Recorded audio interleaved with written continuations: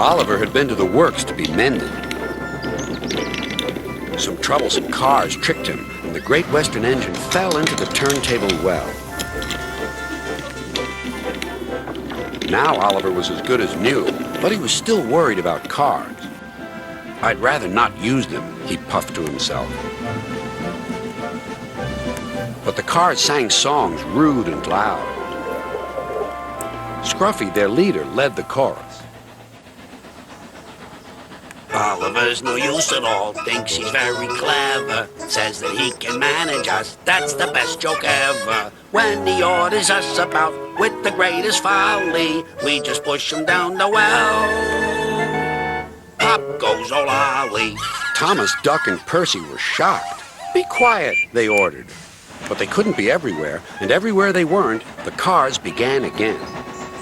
Oliver's no use at all, thinks he's very clever, says that he can manage us, that's the best joke ever.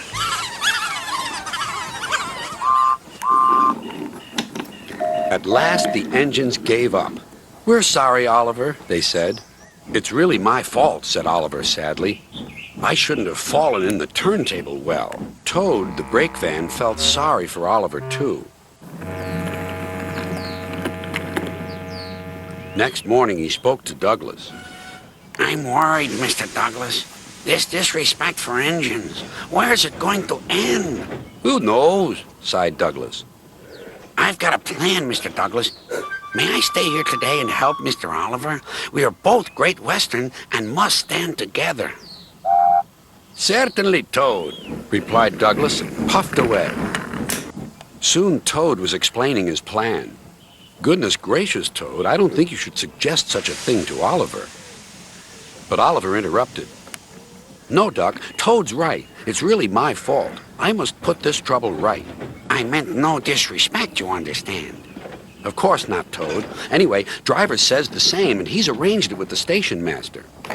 "Very well, Oliver," conceded Duck, "but I must hurry. My passengers will be waiting. Good luck." "So long," smiled Oliver bravely, but he felt dreadfully nervous inside. Oliver marshaled the worst cars 2 by 2.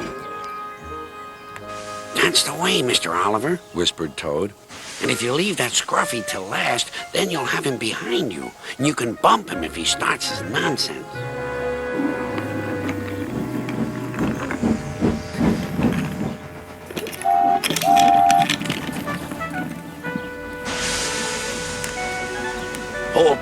Hold back, whispered Scruffy, and pass the word to the others." The silly cars giggled. But Oliver knew what to do. There was plenty of sand on the rails, and his wheels gripped splendidly. He gave a great heave.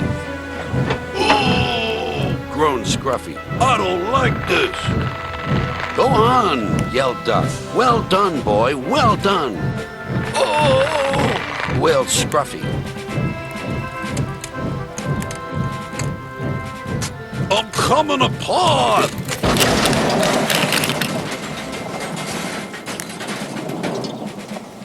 And he did.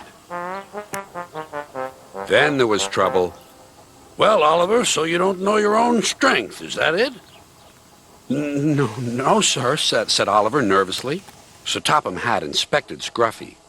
"As I thought. Rotten wood, rusty frames. Maybe if we put you back together, you'll earn yourself a better name."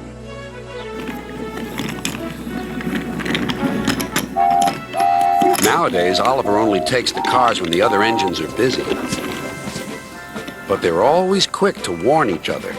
"Take care with Mr. Oliver. If you play tricks on him, you'll never be the same car again." Scruffy has learned his lesson and says nothing